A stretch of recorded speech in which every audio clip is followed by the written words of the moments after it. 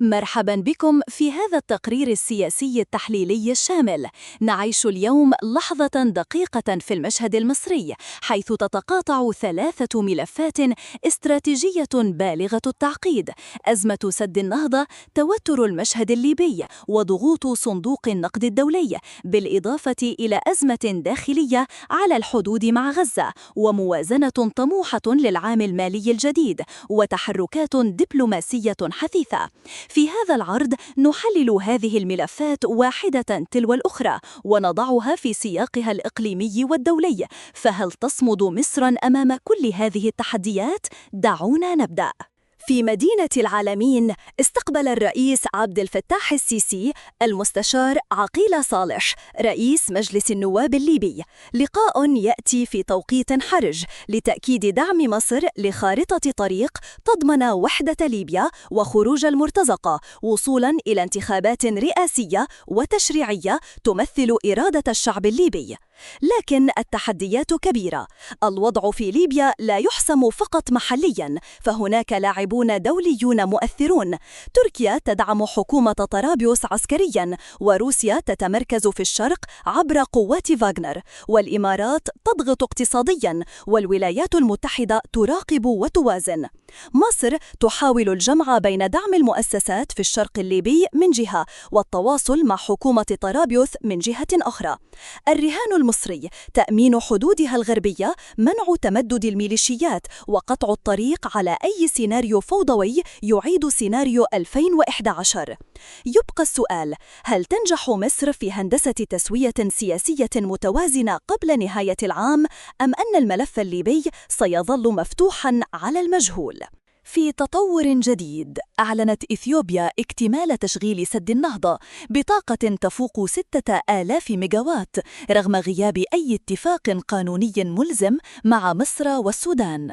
مصر من جهتها أعلنت رفضها الكامل، واعتبرت هذا التطور خرقاً صارخاً للقانون الدولي. هذه ليست مجرد أزمة سد، إنها أزمة وجود. مصر التي تعتمد بنسبة تتجاوز 95% على مياه النيل ترى في هذا المشروع تهديداً مباشراً لأمنها القومي. سنوات طويلة من المفاوضات الثلاثية لم تسفر عن شيء.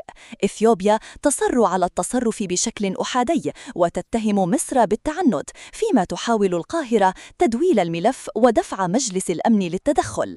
على الأرض بدأت مصر فعلياً تنفيذ خطة بديلة: بناء محطات تحلية، تدوير مياه الصرف الزراعي، تحديث نظم الري، وتقليص الفاقد من المياه. لكن هذا كله لا يلغي أن خطر الجفاف أو تراجع المحاصيل الزراعية بات وارداً.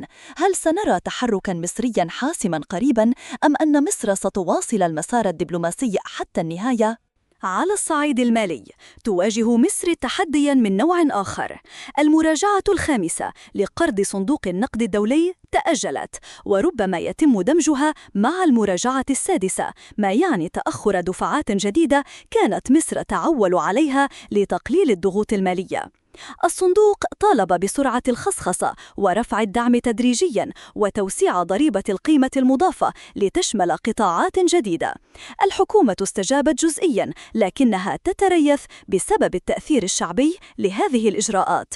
في المقابل، التضخم انخفض بالفعل من 38% إلى نحو 13%، وسعر الصرف بدأ يستقر.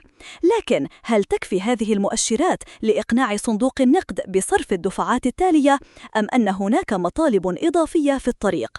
الضغط هنا ليس مالياً فقط، بل سياسياً واقتصادياً أيضاً، فكل تأخير في التمويل يزيد الضغوط على الاحتياطي النقدي ويضع الدولة في موقف أصعب أمام المستثمرين. في منتصف يونيو، حاول آلاف الناشطين من مختلف دول العالم دخول مصر للمشاركة في مسيرة إلى غزة لدعم الفلسطينيين. السلطات المصرية أوقفت المئات ورفضت السماح لهم بالوصول إلى معبر رفح. تقارير دولية أكدت احتجاز عدد كبير من النشطاء في فنادق مغلقة ومنعهم من التواصل، بل وتعرض بعضهم لسوء معاملة. السلطات المصرية بررت الموقف بأسباب أمنية، مؤكدة أن أي نشاط من هذا النوع يجب أن يتم عبر القنوات الرسمية وتحت إشراف الدولة.